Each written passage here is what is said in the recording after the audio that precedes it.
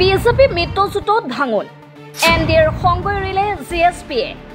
ডিপিএফৰ সৈতে মিত্ৰতা কৰিব গণসুৰক্ষা পাৰ্টীয়ে মুখ্যমন্ত্ৰী হিমন্ত চিএম প্ৰমোদ বড়োক এসেকা দিব জিএছপিয়ে প্ৰমোদ বড়োৰ দিনত সংঘটিত হৈছে বহু কেলেংকাৰী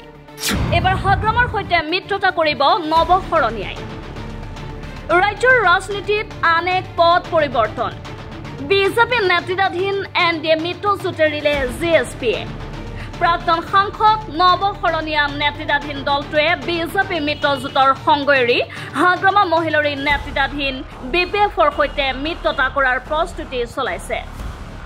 মুছলপুৰৰ সমীপৱৰ্তী থমনাথ গণসুৰক্ষা পাৰ্টী চমুকৈ জিএছপিয়ে অনুষ্ঠিত কৰা বিশাল জনজাগৰণ সভাত এই কথা ঘোষণা কৰে প্ৰাক্তন সাংসদ নৱশৰণীয়াই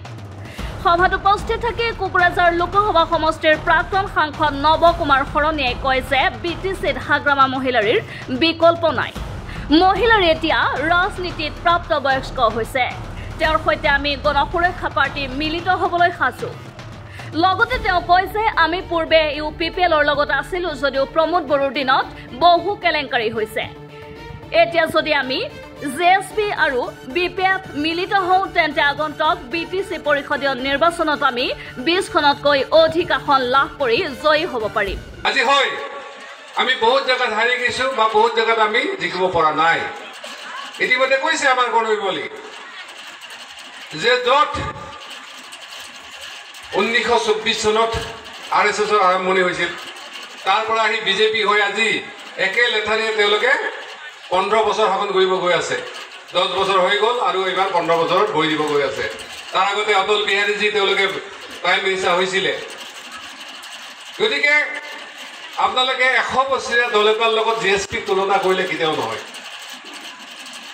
আজি বিজেপি দেখিছে কালিও আমাৰ 10-12 জন মানুহ আজি দেৱসভাত জইন কৰিছে তাত স্বয়ং মিনিষ্টাৰ আহিছে তেওঁলোকৰ এমএলএ সভাপতি আহিছে তেওঁলোকে মাত্ৰ তাত মহিলাগতৰ নামত মহিলা কেইজনীমান যোগাৰ আছে আৰু আমাক এজনমান গৈ যায় আমি তেওঁলোকৰ শুভেচ্ছা জনাই দুখ এটা কাৰণতে পাইছোঁ তেওঁলোকৰ দায়িত্বত বহিব দিয়া নাই আজি আমি জ্যেষ্ঠসকলক মাতি দি দায়িত্ব বহাই দিওঁ কিন্তু চবতকৈ ইংৰাজী আমাৰ যিসকল বেলেগ দলত গৈছে তেওঁলোকে কিন্তু দায়িত্বত বহিব নাপায় অৰ্থাৎ আমাৰ মানুহে তেওঁলোকক যিটো সন্মান শ্ৰদ্ধা জনাইছিল কালি যোৱাৰ লগে লগে তেওঁখিনি জলাঞ্জলি দিয়া হ'ল আজি ইয়াত ইউপিপিএল বিপিএফ একলগ হ'ব গৈ আছে আমি জিএছপি ফালৰ পৰা আমি শুভেচ্ছা জনাইছোঁ কাৰণ আঞ্চলিক কথাবিলাক ৰাষ্ট্ৰীয় দলবিলাকে বুজি নাপায় তেওঁলোকৰ কিছুমান ইছ্যু থাকে এজেণ্ডা থাকে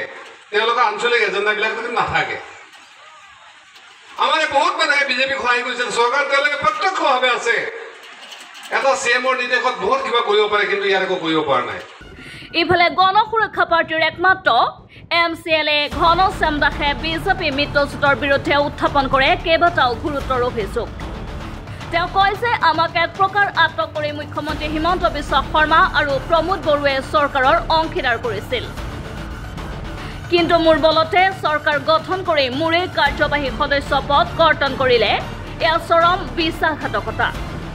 লক্ষণ আছে বিগত 2020 চনত বিটিডিৰ নিৰ্বাচনত সংখ্যাগৰিষ্ঠতা লাভ কৰা নাছিল জিএছপি দলৰ সমৰ্থন লৈ বিটিডিত চৰকাৰ গঠন কৰিছিল বিজেপি আৰু ইউপিপিএলে সাধাৰণ প্ৰলোভনৰ কাৰণে যদি বিক্ৰী যাওঁ তেতিয়াহ'লে কোনে পৰ্যায় হ'ব মাত্ৰ 500,000 টকা বা 10,000 টকাৰ বা 500 টকাৰ কাৰণে 200 টকাৰ নিজৰ জাতিক বিক্ৰী কৰি নিজৰ জিএছপি বিক্ৰী কৰি গৈ পেলাই মোক ভোট দিবলৈ যায় এইবাৰে দেখিছোঁ